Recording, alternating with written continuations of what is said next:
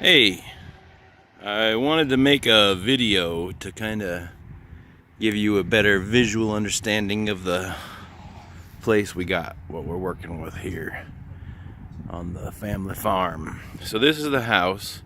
Sits right up on the highway right there, right? We got a detached 2-car garage that has a storm shelter and a big backyard over this way, connected to a workshop there. I think is like 40 by 80, I think, right around there, right? It's a big one. It's a nice big shop. Right now I'm using that. I have some chickens and some goats in there, but in a second I'll show you where I'm moving them out to. We also have this big lot right here next to the house, right next door to a Dollar General. So just a quick walk over there and then back across the parking lot. I'm thinking about setting up a farmer's market type thing over there against that fence line with a couple of buddies I know around here that are also producers. I just need to start producing before I have something to sell. We have 3 of these water faucet spigots, one there, one up there, I don't know if you can see it, and then one just this corner of the garage outside of the backyard. I guess that's all city water though. So we put up some more cattle panels here and use an extra one as a gate. These are sheep and goat panels, the same as what are around the goats over there. And they'll be getting moved out here next week because I'm getting a roll of fencing to replace these. One of my favorite purchases, I think one of the smartest things I did in my life, was I bought a gas-powered post driver. And it's come in super handy on driving the posts that we already have, let alone the dozens that we're about to, you know, because there's a lot of fencing to go up, so a lot of posts need to be driven. And with my recent aneurysm, I can't do it. I have to accept I cannot do it. So I'm asking friends to do it, short of paying people $20 an hour. I got friends coming out to do it just for fun. So I'm gonna make it as easy as I can for them. If you had to do it by hand, it's a lot of work. I've driven posts by hand. So here's Earl. He's my Nigerian dwarf buck. What's up, Earl? And that right there is Moochie. Moochie. I've got another doe in here I call Cloudy. I named after a couple of my friends, Cloudy and Moochie. Cloudy! Here, goat! Here, goat! They're pregnant though. I'm pretty sure they've been exposed to the buck long enough. I'm about to split them up, and I'm hoping that just by sharing a common fence in between them will be enough that he won't be miserable. Otherwise, I'm gonna have to get another buck to be a companion for him. But he's getting fat, eating all their food. They're the pregnant ones. They're the ones supposed to be getting spoiled, but he's just such a bully. He just eats everything. I need to split them up. One of my hens got out. Let me see if I can call the dogs over for you, because usually they sit back here when I'm walking the back property. Bubba! Rex! Bubba! Rex!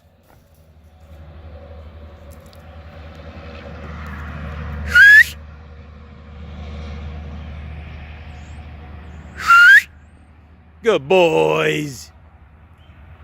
Good boy, you stay down. This is Bubba. We adopted him at just a few months old. He's a Pyrenees heeler mix, and I know part of adopting him was agreeing to have him castrated, so we did, and I don't think he's any worse for wear for it. This big one is a full-blooded Great Pyrenees Rex. I got him at 20 months old, and he is not cut, and he's not gonna be cut. because I want puppies from him someday, and have my own breed of Pyrenees that are raised around my livestock, you know, from puppy. He is an amazing dog. I love Rex so much. I got so lucky to get him for $100. But he costs that like every couple months and feed. He just eats so much. Not you yet. I always thought he was big until we got Rex. But anyway, so let's continue. These are my boys. They are eventually going to have the full 14-acre spread to run. We're going to be closing this off with fencing over here along the highway soon on this field. And then there's just a few problem areas here and there, especially because there are some neighbors back over in here that I want to close off their backyards. They don't want their dogs getting through, or my dogs killing their animals or whatever. So, you know, we've got 2 fields, okay? There's this south field here that's about 2 acres, I would say, maybe 3, 2.5, 3, something. But this is primarily brome grass. So we're gonna just mow this back and let it grow this year and see what we get. I know there are lots of trees growing in here that we're gonna have to pull out eventually, but the farmers who are gonna come and help me get this land in ship shape basically said, like, we don't have to plow or plant anything. It would be worth it just to get the grass that's already here, right? So we've got a lot of stuff to be baled, and talking to some local balers, small squares are going to cost me like 70 cents a bale to have them baled. Over here, what we have to do, because this field is not brome grass, it's overgrown with all kinds of stuff, including sourdock and sunflower. I've seen some thistle, all kinds of nasty stuff. What they recommend is that we cultivate it and plant it with oats, and then we can bale the oats. I can use the oats as feed for the goats, and sell. Apparently the horse owners around here would buy up a lot of the oats. Both my neighbor over here, Don, and the farmer Mike, who is going to come and do the work for me, both seem to think that oats would sell like hotcakes. So I think it's a solid plan to plant it with oats this year, so we can spray, kill all of the sourdock, all of the nasty stuff we don't want, harvest our crop of oats, and then come back in after that next year, or maybe in the fall, and plant alfalfa, and maybe an alfalfa and grass mix. That way we can graze all 3 of my animals. You know, first the plan here. Okay, so now that you know the 2 fields are, this one is grass, this one is going to be oats this year, and then next year is going to be alfalfa, right? The plan is, now I'm going to build a chicken coop in here, and I'm going to have them pinned up, but they'll be able to come out sometimes, and I'll train them, like I'll have them guided where I want them, which field I want them to go into. So here's the chicken coop first. On the north side of it, I'm going to build another lean-to against it with, it's going to be a little shed for the dogs. Over here, just east, this tree line that separates the 2 fields, I want to use for shade for my animals. So starting, you know, maybe this side of this evergreen, I'm going to have goat pens where the fence goes through the tree line and back over here into the field a little bit, including some of this path. Some of this path is going to get swallowed up into my animal pens. But they're going to have lots of shade in the summer because it gets so hot here in the summer. And then I'm going to have their structures this side of the tree line, but with the only the south face open or having any kind of doorway or anything, and that way it will protect them a lot from the north and western winds that we have. You know, I'm gonna be really thoughtful on where I put their doors. So I'll have them living outside. Here first, the goats next to the chickens, then next to the goats having the pigs, and then next to the pigs eventually down the way sheep. And sometimes they will be grazing parts of the field. They won't be grazing the whole year. Sometimes I want the field to be growing into being baleable, you know. But other times after a cutting, there will be times where I let them out. They'll be fertilizing for me.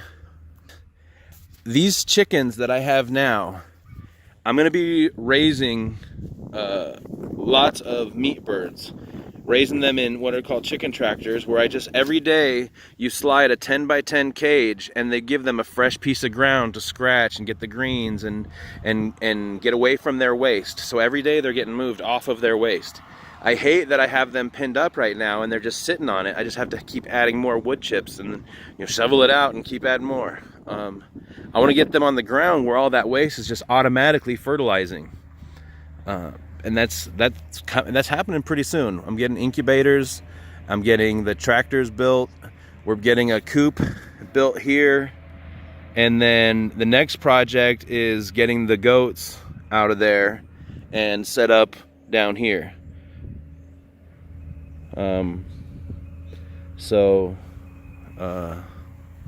It's pretty exciting, you know. My long-term vision for the place, goats are not going to make me money for a while. I'm still 2 months away from having kids, right?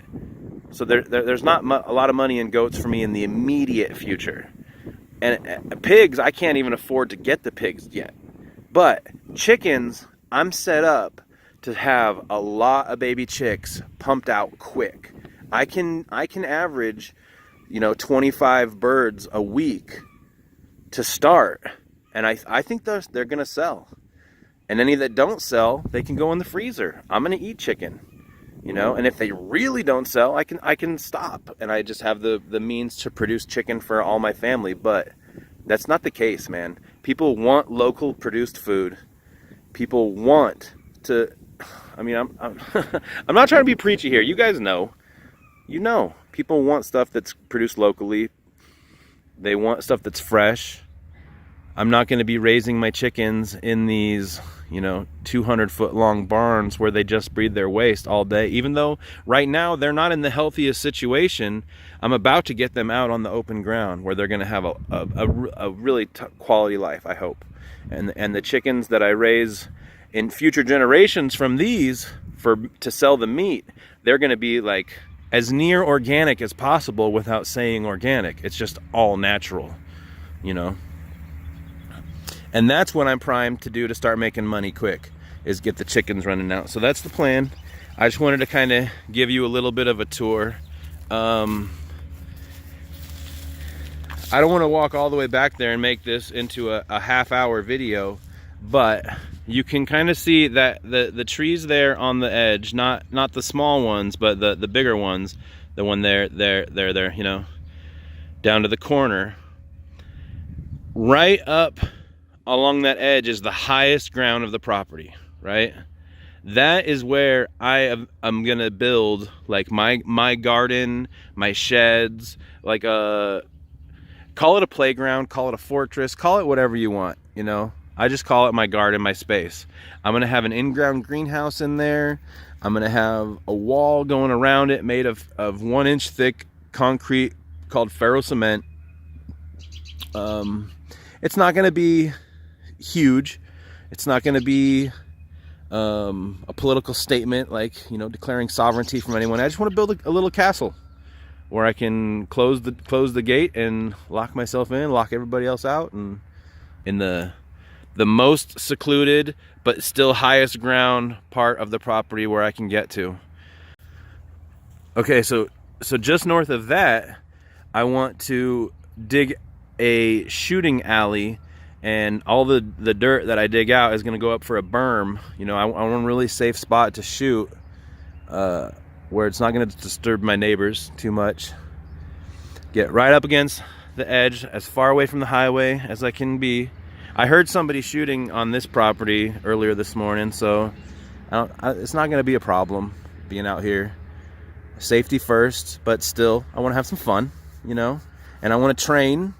I want to get my skills sharper. I haven't shot a firearm in quite a while, so I'm out of practice.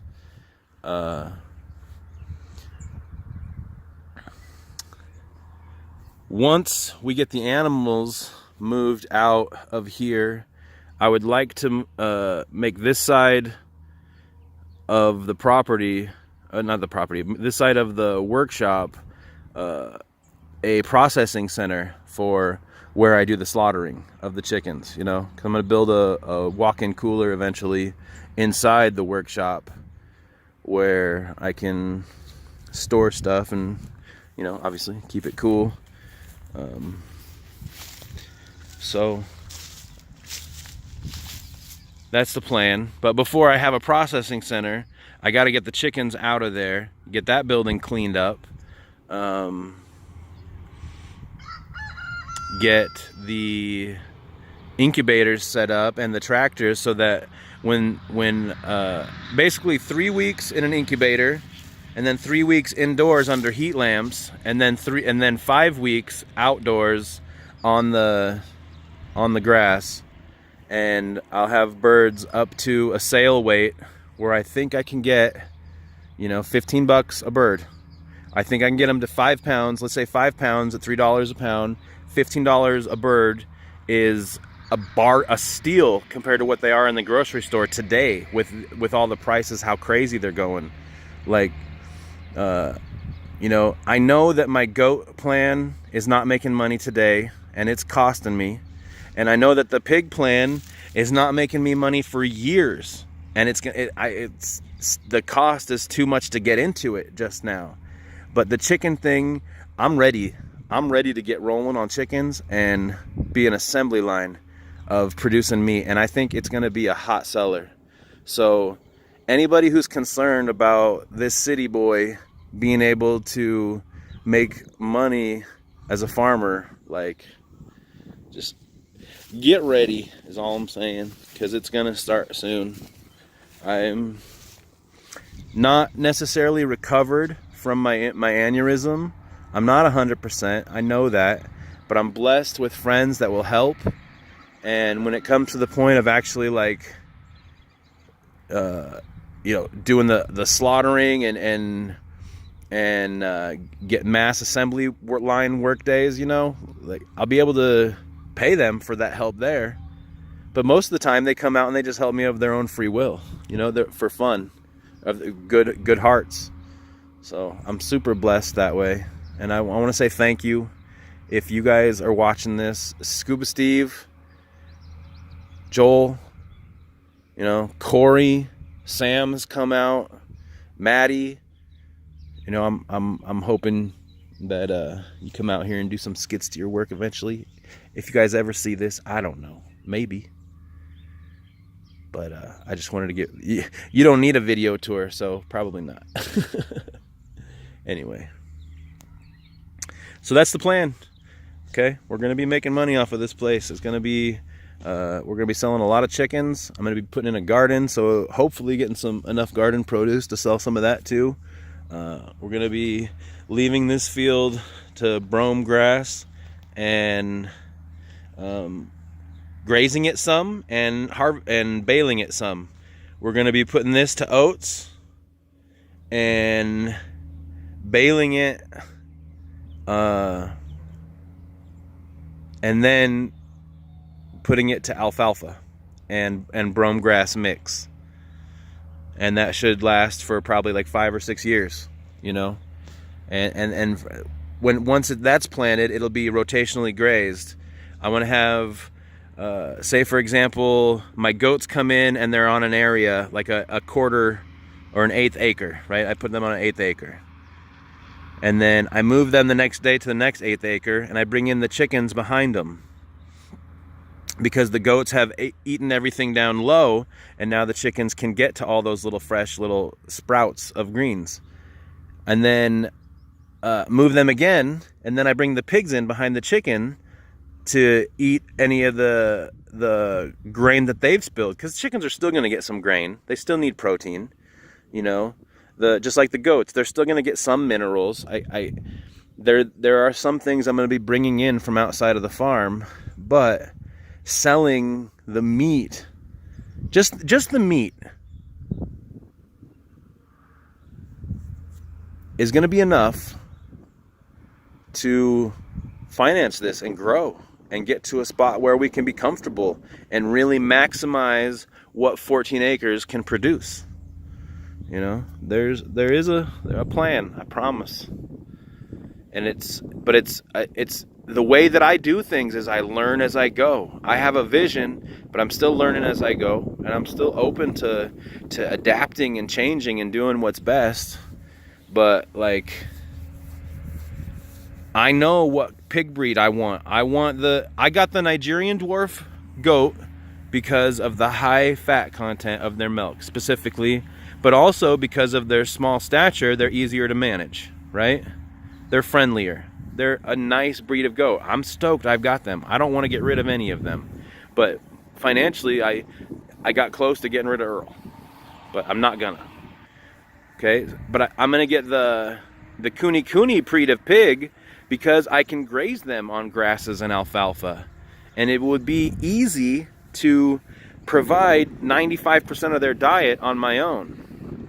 And the meat that I sell from the goats and the chickens and the pigs and eventually the sheep will be plenty to pay for the extra, the grains and the minerals and the housing. And, you know, like, once I get the wheels started on this machine, they're going to grease themselves, because everybody eats, you know, everybody eats meat.